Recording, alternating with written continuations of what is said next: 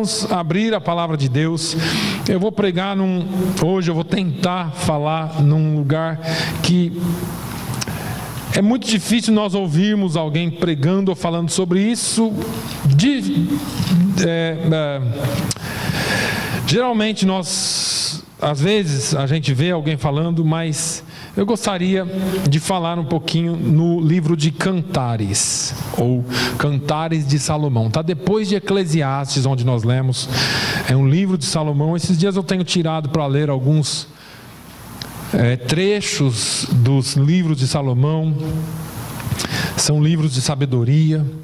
O livro de Cantares é pouco pregado e pouco conhecido, mas faz parte da palavra de Deus, e nós vamos aprender um pouquinho hoje. Eu espero trazer aquilo que o Senhor colocou no meu coração.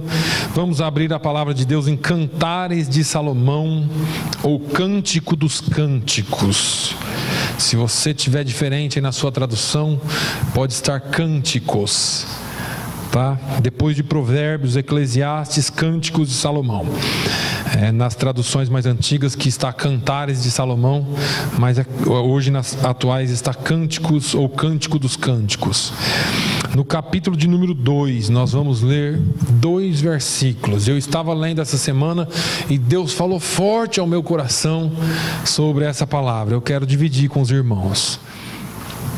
Capítulo 2, versículos 1 e 2, diz assim a palavra de Deus: Eu sou a rosa de Saron, o lírio dos vales. Qual o lírio entre os espinhos, tal é a minha amiga entre as filhas.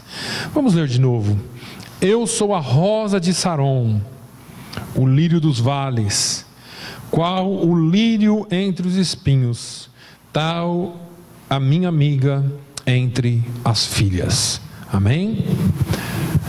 Essa é uma palavra não muito falada e não muito conhecida, mas desde os primeiros séculos da igreja cristã, ou da era cristã, a história de Salomão e da sua amada, porque esse livro é um livro de amor, é um livro romântico, é um romance bíblico.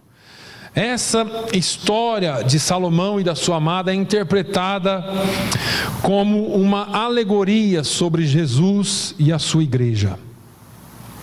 Jesus e a sua amada, Jesus e a sua igreja. A palavra aqui diz que ele fala: eu sou o lírio dos vales.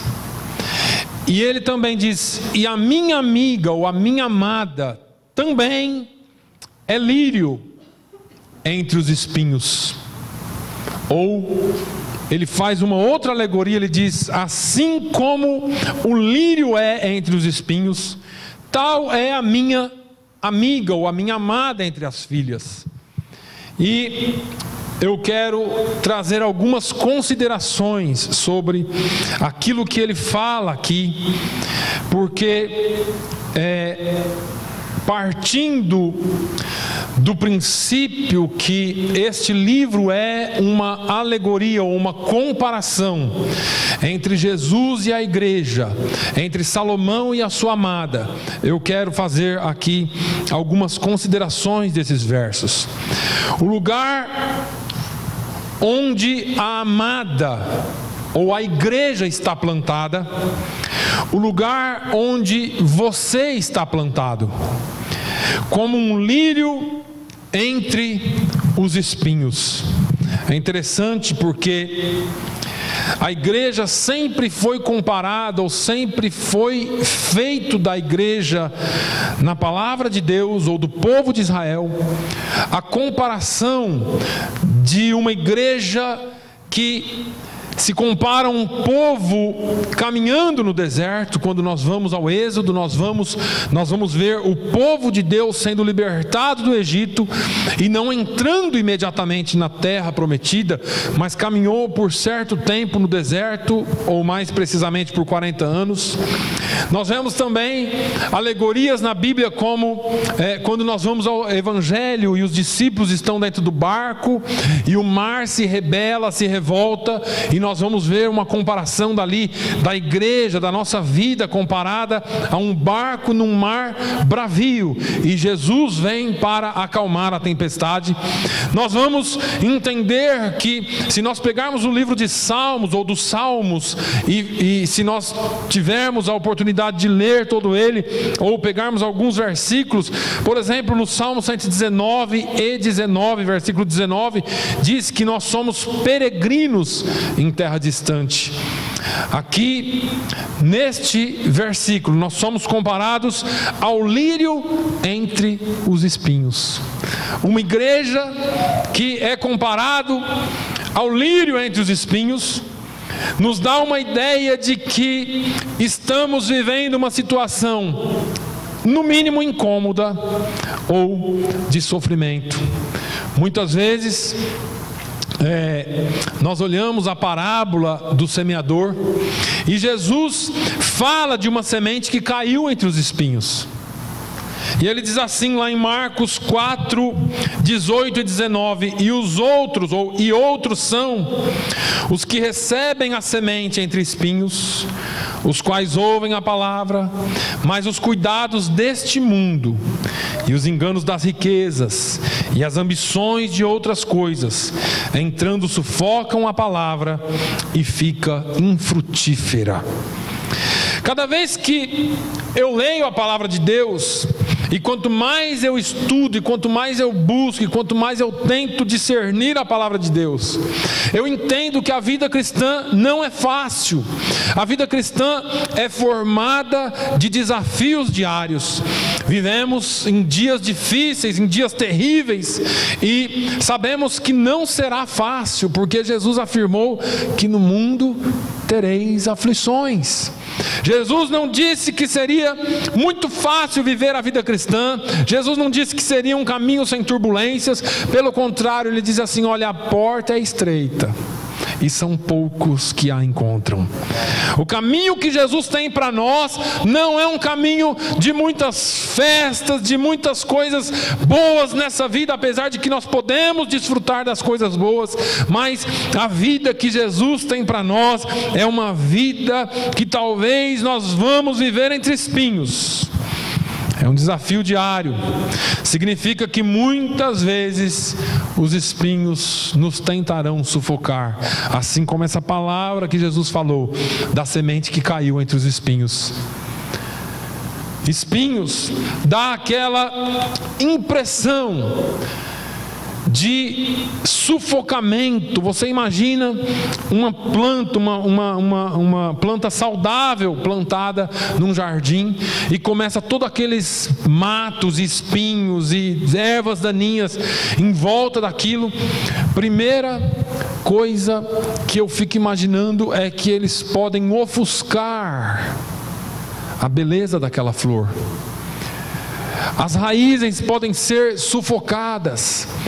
Mas, trazendo isso para o nosso contexto pessoal, talvez alguns de nós estejamos vivendo em angústias, sendo confrontados com valores antigos, sendo confrontados com coisas do velho homem.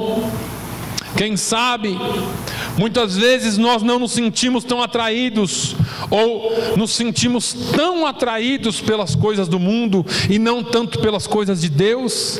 Afinal de contas, me fale aqui quem nunca foi atraído por alguma coisa do mundo. Todos nós temos as nossas atrações, todos nós temos as nossas provações e até mesmo as nossas tentações. Todos nós, em algum momento da nossa vida, somos atraídos por alguma coisa. Jesus disse: olha, mas os cuidados deste mundo, os enganos das riquezas e as ambições de outras coisas. E eu fiquei pensando nas coisas que Jesus disse. Os cuidados deste mundo, o que seriam isso? esses cuidados. Lá em Hebreus 12, o escritor aos Hebreus diz para nós não nos embaraçarmos ou não nos perdermos com os embaraços desse mundo. Deixa eu só dar uma... Se você quiser, vamos lá em Hebreus capítulo 12, eu já preguei aqui sobre isso, já falei sobre isso aqui. Hebreus 12 diz assim: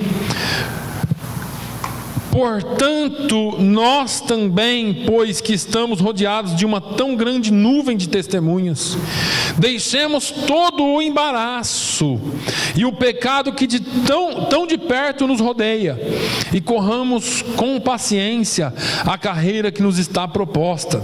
Veja que o escritor aos Hebreus está falando: olha, deixe todos esses embaraços, esses cuidados do mundo. E eu sempre falo aqui, irmãos, cuidados do mundo, embaraços, não necessariamente são pecados, mas esses não pecados podem nos tirar do céu. Jesus disse que nos dias de Noé, as pessoas casavam-se, ou comiam, bebiam, casavam-se e davam-se em casamento. E eu fiquei me perguntando, e já disse isso aqui, o que é que há de errado nisso? Comer, beber, casar e se dar em casamento. Onde que está o pecado? E Jesus disse: mas quando veio o dilúvio, todos eles pereceram. Por quê? Porque o coração deles estava nisso: comer, beber, casar, se dar em casamento, os cuidados dessa vida. Muitas vezes nós pensamos: isso não é pecado, mas eu vou aproveitar melhor a minha vida. E você fala: eu não estou fazendo nada errado, mas Deus tem algo melhor para você. Jesus disse, eu já citei aqui hoje: onde estiver o seu tesouro, aí também estará o seu coração. Os enganos das riquezas. Quantas pessoas não são enganadas pelas riquezas? O querer, o poder, o ter. Porque hoje as pessoas colocam valor no que você tem e não no que você é. Porque hoje você vale pelo que você veste, porque hoje você vale pela sua conta bancária, pelo carro que você dirige, pela casa que você tem. Mas se você não tiver caráter nenhum, não tem problema, desde que você tenha aparência de bonzinho. Hoje não se faz mais juízo das pessoas pelo que elas são. Há uns dias atrás aí fizeram um teste e um ator numa praça pública, vestindo roupa simples, caiu no chão como se estivesse passando mal, e todas as pessoas passaram por ele, olhavam, e depois de alguns 10 minutos alguém chamou um policial e ele veio para ver se o rapaz estava passando mal. E o policial também chegou meio assim, olhou, não deu muita atenção. O mesmo ator colocou terno e gravata e caiu no mesmo lugar no outro dia. Na hora, muitas pessoas vieram socorrê-lo. Porque você vale o que você veste, porque você vale o que você tem e não o que você é. Mas Jesus não ensinou isso. Jesus ensinou que as riquezas nos enganam, que as aparências nos enganam, que aquilo que está exterior nem sempre mostra ou responde por aquilo que há dentro de você. Jesus e a palavra de Deus sempre ensinou um valor interno que as pessoas não dão mais valor. Ambições de outras coisas. Quais são as nossas ambições? Quais são as ambições que te atraem para longe de Deus? Essa palavra é mais uma palavra exortativa para que você entenda que existe um valor em você, ainda que você esteja vivendo em tempos difíceis. Ainda que você esteja passando por problemas difíceis. Muitas vezes precisamos renunciar aos deleites desta vida, aos deleites da nossa alma, crucificar a nossa carne, porque nós precisamos entender que nós somos lírios entre espinhos. Você tem que entender que você foi plantado onde você está por uma razão.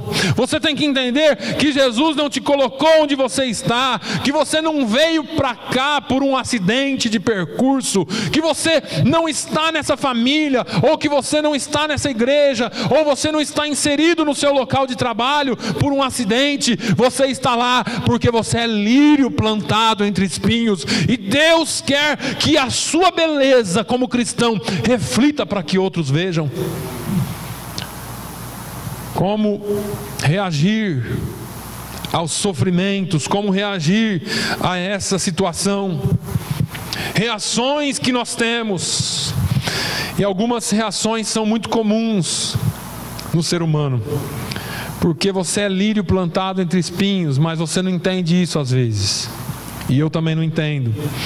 Essas reações são fugir, abandonar o caminho, livrar-se do incômodo. Deixa eu fazer uma pergunta: já viu algum lírio correndo por aí na rua? Lírio tem perna?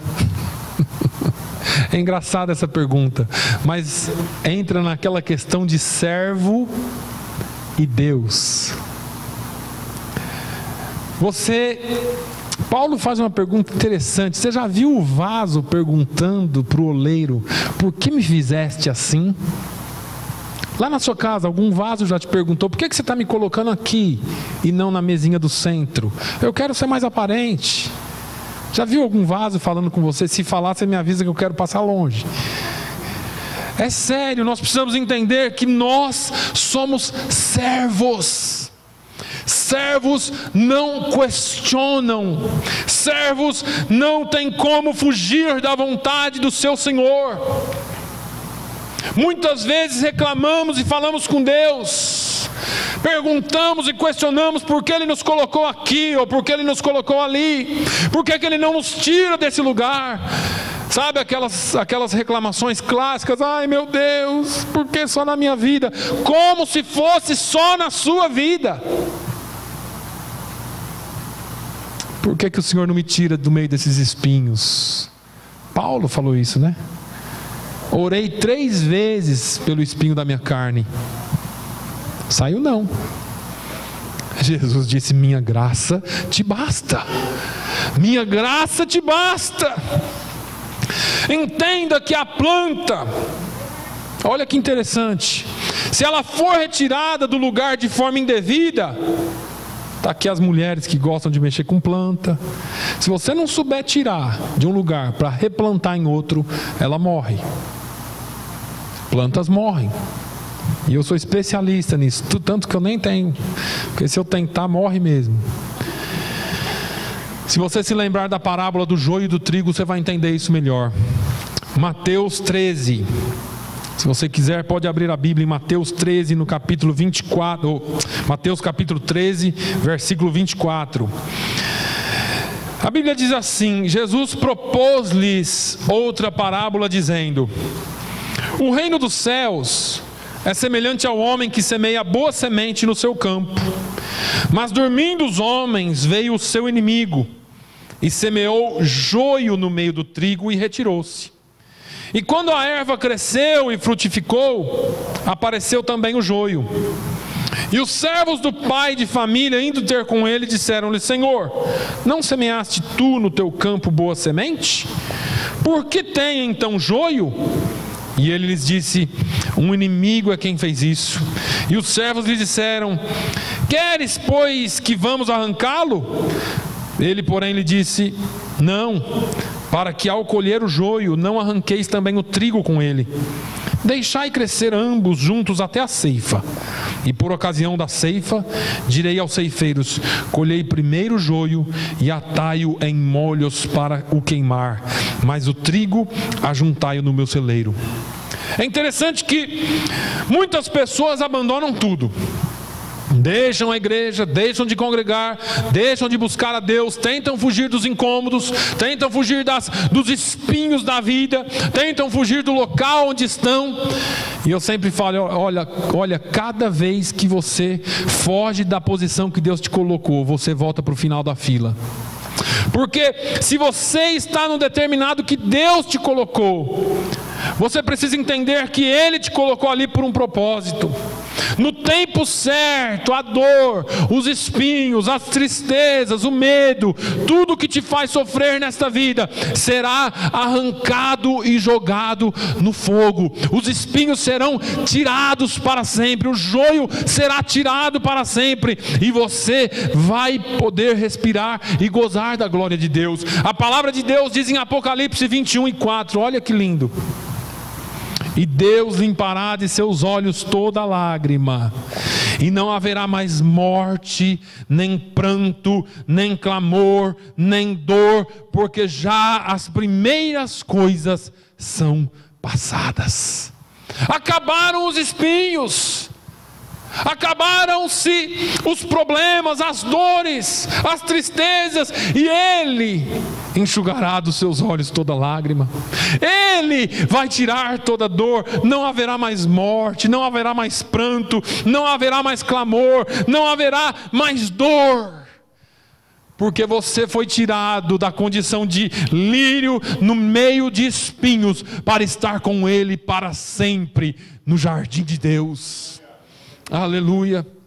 O que fazer? Estamos em meio a espinhos, e eu tenho dito aqui, em tudo há um propósito. O nosso Pai tem controle sobre todas as coisas. E deixa eu te dizer, se você está colocado entre espinhos por um propósito, por uma direção de Deus, não se debata. Cada vez que você fica se batendo, o espinho fura mais. Fica no seu cantinho, no seu lugar. A menos que tenha havido uma desobediência à palavra de Deus, talvez você tenha sofrido para mais. Mas se você se mantém na palavra de Deus, você só está sofrendo aquilo que você tem que sofrer. E talvez você esteja pensando assim: esse pastor parece que é meio esquisito, porque ele está falando só em sofrimento aqui. Agora entende, eu falei aqui de propósito. Paulo falou aos Romanos, no capítulo 8, versículo 28, e sabemos que todas as coisas contribuem juntamente para o bem. Olha aqui, para o bem daqueles que amam a Deus. Ele não falou que essas coisas, esses espinhos, esses problemas da vida, as coisas boas da vida, contribuem para o mal, mas ele falou que todas as coisas contribuem para o bem daqueles que amam a Deus, daqueles que são chamados segundo o seu propósito. A pergunta, talvez, que você pode responder melhor do que qualquer pessoa é: você acha que você foi chamado por Deus? Todos nós temos um chamado. Todos nós fomos chamados um dia. A Bíblia diz que nós fomos chamados das trevas para a sua maravilhosa luz. Das trevas para a sua maravilhosa luz. Olha, irmãos, cumprir a nossa missão, perseverar, não desistir, é cumprir o chamado de Deus na nossa vida. Não vos assombreis, nem temais, porventura desde então não vou-lo fiz ouvir, e não vou-lo anunciei, porque vós sois as minhas testemunhas. Porventura há outro Deus fora de mim? Não há outra rocha que eu conheça. Não vos assombreis, não tenham medo, não tenha nenhum tipo de timidez, porque eu sou a sua rocha, eu sou o Deus, e fora de mim não há outro. Você está plantado na rocha, você está plantado em Deus, no jardim dele. Salmo 92, 13 ao 15 diz assim: os que estão plantados na casa do Senhor florescerão nos átrios do nosso Deus. Na velhice ainda darão frutos, serão viçosos e vigorosos, para anunciar que o Senhor é reto, Ele é a minha rocha, e nele não há injustiça. É interessante porque muitas vezes a gente fala assim: o que eu já tinha que dar, eu já dei o que eu tinha que dar já. Eu já estou para lá estou virando o cabo da boa esperança. Pé na cova, virando a página. E às vezes a gente pensa isso, e eu sempre trago aqui o exemplo de um homem, Caleb. Ele disse assim: olha, quando Moisés me deu a promessa, eu tinha 40 anos. E agora já se passaram mais 45. Eu estou com 85 anos. A força que eu tinha naqueles dias é a mesma que eu tenho agora. Manda, porque eu vou lá e vou possuir a terra que Deus me deu por herança.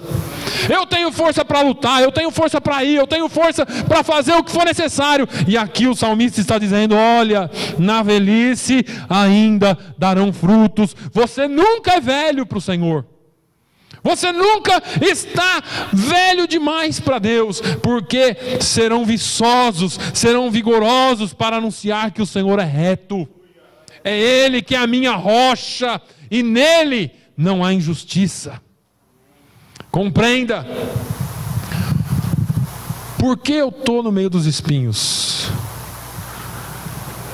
Se você vê um lírio, e se você vê um pé de mato, de espinho, de carrapicho, você consegue ver alguma diferença nisso? Irmãos, o lírio é diferente. O lírio é diferente dos espinhos. O lírio, ele não se parece com nenhum tipo de flor ou de mato daninha ou de erva daninha. O lírio, ele pode estar no meio do espinhal, ainda que aqueles espinhos e matos ofusquem a beleza dele. Se você prestar atenção, você vai ver que tem alguma coisa de diferente nele. E se tiver flor, então, vai falar: olha, esse jardim está todo bagunçado, mas olha que flor linda. Olha que flor linda.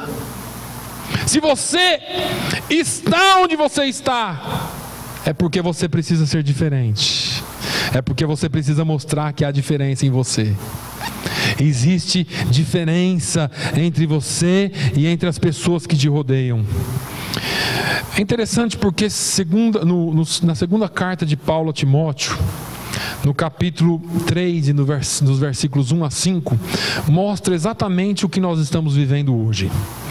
Paulo fala assim para Timóteo: Timóteo, sabe porém isto: nos últimos dias sobrevirão tempos trabalhosos, porque haverá homens amantes de si mesmos, avarentos, presunçosos, soberbos, blasfemos, desobedientes a pais e mães, ingratos, profanos, sem afeto natural, irreconciliáveis, caluniadores, incontinentes, cruéis, sem amor para com os bons, traidores, obstinados, orgulhosos, mais amigos dos deleites do que amigo de Deus, tendo aparência de piedade, mas negando a eficácia dela. Destes afasta-te. Paulo mostra a nossa sociedade. Se eu te perguntar qualquer uma dessas aqui, dessas características aqui, você me fala de alguém. Se eu falar assim, avarente, você vai lembrar de alguém. Desobediente a pai e mãe, você vai lembrar de alguém. Presunçoso, vai lembrar de alguém. Todos nós conhecemos pessoas assim, talvez pessoas com mais de uma dessas características. Eu acho interessante porque isso é do versículo 1 ao 5. E ele ainda continua depois até o 9. Só que no versículo 10 do mesmo capítulo, Paulo parece que dá uma mudada. Parece que eu vejo Paulo falando assim: Timóteo, esses aí são os espinhos, mas você é lírio. E ele fala assim: tu, porém, tens seguido a minha doutrina, modo de viver, intenção, fé, longanimidade, amor, paciências, perseguições e aflições, tais quais me aconteceram em Antioquia, em Icônio e em Listra. Quantas perseguições sofri, e o Senhor de todas me livrou. E também todos os que piamente querem viver em Cristo Jesus padecerão. Essa parte dá vontade de falar bem baixinho, né? Padecerão perseguições. Mas eu tenho que falar em alto e bom som. Todos que querem piamente viver em Cristo Jesus padecerão perseguições. Paulo não falou assim: olha, pode acontecer, pode ser que você vai padecer. talvez todos os que querem viver piamente em Cristo Jesus padecerão. É certo, não é condicional, é certo. Nós padeceremos perseguições, sejam veladas ou sejam escrachadas para nós vermos. Nós padeceremos perseguições. No versículo 14, Paulo fala de novo para Timóteo: tu, porém, permanece naquilo que aprendeste e de que foste inteirado, sabendo de quem o tens aprendido. Timóteo, não desvie daquilo que você aprendeu da palavra de Deus. Não desvie daquilo que foi implantado em você. Eu pulei para o capítulo 14, para o capítulo 4 agora, dos versículos 3 e 5. E agora ele fala de dentro da igreja. Porque ele estava falando aqui do mundo. Agora ele fala, olha, dentro da igreja vai acontecer um outro fenômeno. Capítulo 4, versículos 3 ao 5 de 2 Timóteo. Porque virá tempo que não suportarão a sã doutrina, mas tendo comichão nos ouvidos, amontoarão para si doutores conforme as suas próprias concupiscências, e desviarão os ouvidos da verdade, voltando às fábulas. Mas tu, sê sóbrio em tudo, sofre as aflições, faz a obra de um evangelista, cumpre o teu ministério. Tiago, te falei que lá fora ia ter todo esse tipo de gente, não falei? Agora eu vou te falar de alguma coisa aqui dentro. Dentro da igreja vai acontecer uma coisa muito estranha. As pessoas não vão mais aguentar ouvir a palavra de Deus. As pessoas não vão mais suportar a sã doutrina. Esse negócio de caráter, isso aí é coisa do passado. Agora é negócio de vai ficar rico, vai receber, tem milagre para você, tem bênção para você, tem carro novo, tem casa nova, receba, receba. Vai ter muito disso aí. Eles vão gostar desse negócio. Pastor que prega sobre caráter, sobre vida com Cristo, andar com Cristo, esse tipo de pregação esquece. É o que ele está falando. Ele está falando aqui, isso aí eles não vão suportar mais. Esse negócio de Bíblia, palavra de Deus pura, não tem mais. Agora é propósito, receba. Mas eles vão ter essa coceira no ouvido deles. E aí, sabe o que eles vão fazer? Vão amontoar para si doutores, conforme as suas próprias ou seus próprios desejos desenfreados. Eu falei aqui esses dias. Concupiscência significa desejo desenfreado, desejo que não se pode conter. Então, o que eu quero ouvir? Ah, tem um sujeito ali falando que se eu dizimar, que se eu der oferta de 1.000, o negócio vai mudar lá em casa. Eu gosto de riqueza, então eu vou lá para ele, porque eu quero ouvir aquilo que eu quero ouvir, não o que Deus quer me falar. Ah, tem um ali falando só de cura e eu quero ser curado. Só que eu sou que nem um dos 10 leprosos lá. Só um volta para trás, os outros 9, nada. Veja que Paulo está falando para Timóteo de fora e de dentro. E nós, irmãos, aqui nós precisamos entender uma coisa, irmãos. A palavra de Deus, ela nos dá instrução sobre tudo. Veja que a questão aqui é a palavra de Deus. Paulo sempre falou de conduta cristã. Paulo não falou de dons aqui. Paulo não falou de pessoas fazendo outras coisas a não ser andando um caminhar decente de caráter com Deus, tendo em si o fruto do Espírito. Paulo não estava falando assim: olha, Timóteo, se você quiser ter uma igreja boa, você precisa ter tudo, um monte de coisas, um monte de dons sendo manifestados. Paulo estava falando: olha, Timóteo, você precisa confiar isso a homens e mulheres que tenham caráter. Ele está falando aqui de sã doutrina, ele está falando aqui de palavra. E eu sempre digo, irmãos, eu não prego contra as manifestações espirituais de Deus, mas eu quero te dizer uma coisa: na hora que a coisa apertar para você, o que vai segurar você na fé é o seu conhecimento e o seu fundamento na palavra de Deus. Na hora que a água bater na canela, como dizem aí as expressões. Na hora que as coisas virarem para o seu lado. Na hora que vier o inesperado na sua casa. Você pode dar pulinho, pode plantar bananeira, virar cambalhota, nada disso vai adiantar. Mas se você estiver firmado na palavra de Deus, eu te garanto que as coisas vão se resolver, porque a Bíblia, ela é muito clara e ela é muito consistente. Paulo está falando aqui, olha, você precisa estar, ele está falando para Timóteo, seja firmado na sã doutrina, tu, ser sóbrio em tudo. Ser sóbrio em tudo, sofre as aflições, não desista, faze a obra de um evangelista, cumpre o teu ministério. Qual é o meu ministério, pastor? Você é lírio plantado entre espinhos, cumpre o teu ministério. Você é lírio, você está ali para ser diferente. Mostre a sua beleza cristã, mostre o contraste em relação à vida do ímpio. Malaquias 3:18 diz assim: então voltareis e vereis a diferença entre o justo e o ímpio, entre o que serve a Deus e o que não serve. Existe uma diferença, irmãos. Existe uma diferença. Significa que tem que ter diferença. Não é só dizer eu sou crente, vir à igreja ao domingo. Eu não estou dizendo que você tem que vir todo dia à igreja. Eu estou dizendo que você tem que ser crente lá fora, que você tem que ter caráter lá fora, que você tem que ter conduta cristã lá fora. Não pode ser como ímpio. Tem que ser, agir, andar, caminhar, viver, respirar, fazer tudo como cristão. E eu sei que eu estou falando aqui, chovendo no molhado, secando o gelo, né? Mas a Bíblia é assim. A gente fala e nós estamos falando para nós mesmos, pregando para nós mesmos. O lírio, além dele ser diferente, ele tem um perfume diferente.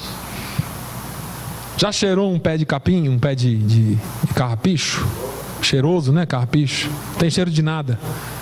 Já cheirou um lírio? É cheiroso. Porque para Deus somos o bom cheiro de Cristo, nos que se salvam e nos que se perdem. 2 Coríntios 2:15. Para Deus somos o bom cheiro de Cristo, nos que se salvam e nos que se perdem. O que significa isso?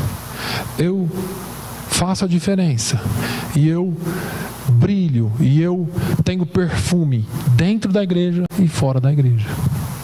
Para os que são salvos e para os que não são.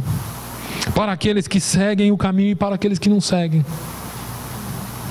Exale o bom perfume de Cristo no seu modo de viver, no seu modo de falar, no seu modo de relacionar com os outros, no seu modo de tratar as pessoas, mesmo que elas sejam espinhos.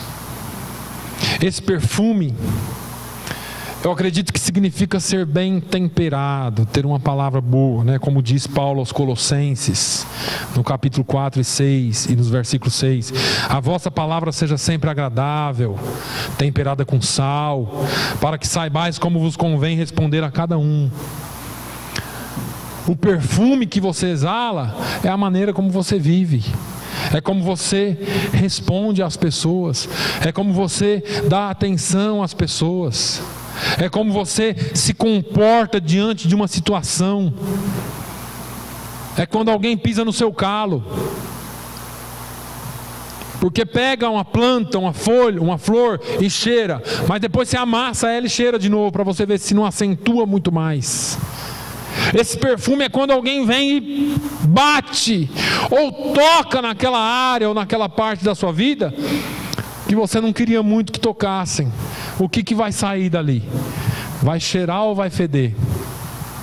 Porque é de acordo com a sua resposta que você exala o bom perfume de Cristo. Tiago também nos instrui, e nós estamos falando aqui às quartas-feiras sobre o livro de Tiago, que as tentações, os desafios, as dificuldades, elas vêm para o fortalecimento e para o nosso crescimento. Eu fico pensando porque às vezes nós pensamos que as provas vêm para nos matar, né? E tem crente que pensa que Jesus colocou ele em determinado lugar para sufocar ele. Jesus não quer que você morra. As provações não vêm para nos matar, elas vêm para nos aprovar. Veja que Paulo escreveu aos Romanos no capítulo 8, e é bem conhecido isso. Nos versículos 35 ao 37 ele diz: quem nos separará do amor de Cristo? A tribulação, ou a angústia, ou a perseguição, ou a fome, ou a nudez, ou o perigo, ou a espada? Como está escrito: por amor de ti somos entregues à morte todo dia, somos reputados como ovelhas para o matadouro. Mas em todas essas coisas somos mais do que vencedores por aquele que nos amou.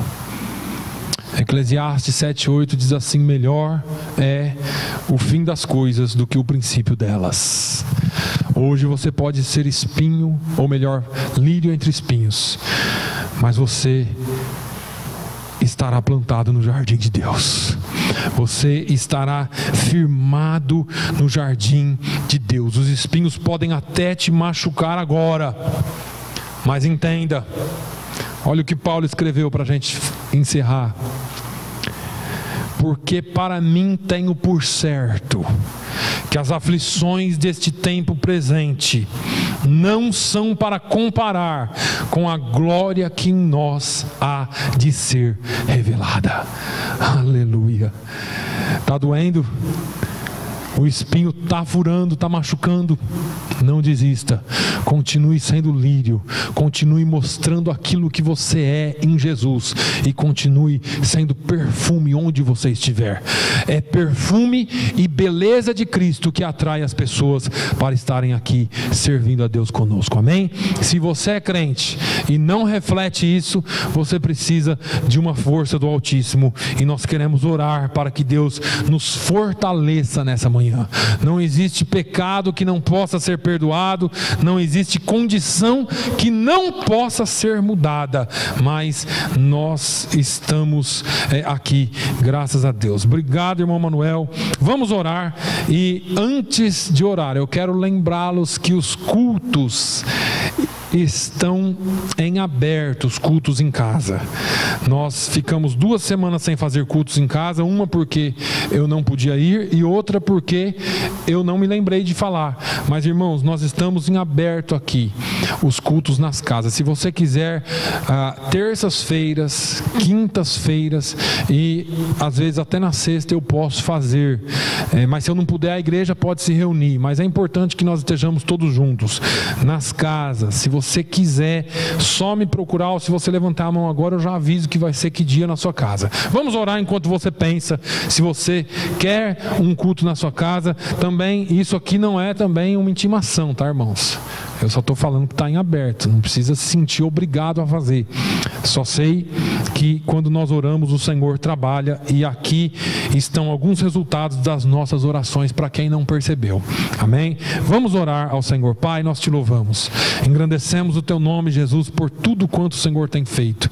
Pai, essa palavra, ela vem de encontro, eu sei, às minhas necessidades. Nós precisamos ser lírio, ou nós somos lírio, precisamos entender isso. Nós precisamos ter a beleza que há em Ti e o perfume que há em Ti. Senhor, faça-nos, ó Deus, cada dia mais agradecidos e alegres por aquilo que o Senhor tem feito em nós e nos usado para fazer. E que nós possamos não reclamar daquilo que às vezes nós esperamos e não acontece, mas que também não é da sua vontade. Senhor, que nós possamos sempre entender a nossa posição em Ti. Nós somos vaso, somos servos, somos lírios. Nós queremos fazer a Tua vontade, Senhor. Não queremos, ó Deus, fazer a nossa vontade, mas queremos que o Senhor opere em nós, tanto querer quanto realizar, porque o Senhor é que tem todas as coisas em Tuas mãos. Pai, no nome de Jesus, se alguém aqui precisa da Tua força, se há alguém aqui que precisa de um toque especial de Ti, se há alguém aqui que precisa do Teu fortalecimento, fortalecimento. Se há alguém aqui triste, machucado pelos espinhos da vida, meu Pai, eu te peço que o Senhor renove, eu te peço que o Senhor entre com providência, eu te peço que o Senhor dê, Senhor, a eles o bálsamo necessário para curar as feridas, e que eles continuem, ó Deus, sendo e transmitindo a beleza que há em Ti e o perfume que há em Ti. Pai, no nome de Jesus, fica conosco durante essa semana, fala conosco muito mais através dessa palavra. Ó meu Deus, que tenhamos uma semana abençoada, e que na quarta-feira estejamos aqui reunidos para aprender da Tua palavra, e que essa semana nós possamos ter, ó Deus, a oportunidade de falar a muitas vidas sobre o Teu amor. Continue nos usando, abra as portas da Tua palavra para nós, Senhor, é o que eu te peço no nome de Jesus, amém. Que o amor de Deus, a graça do nosso Senhor e Salvador Jesus Cristo, a comunhão e a consolação do Espírito Santo seja sobre todo o povo de Deus, hoje e sempre. Todos digam amém.